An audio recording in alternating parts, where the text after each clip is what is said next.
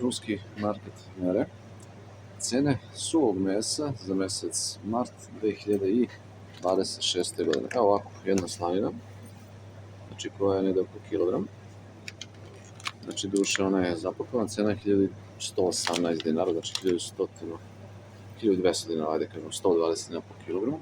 Imam veliki izbor svega.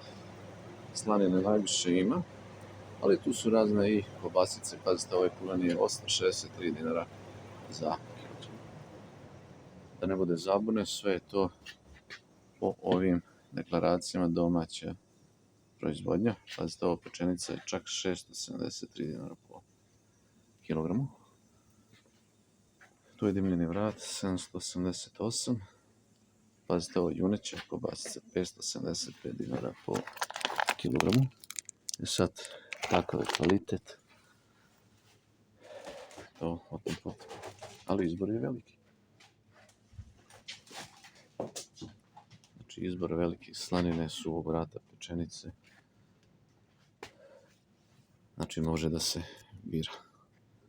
Ja moram da priznam, ovu jednu kobasicu ću da kupim. Znači, nekih pola kilograma je oko 450-500 dinara.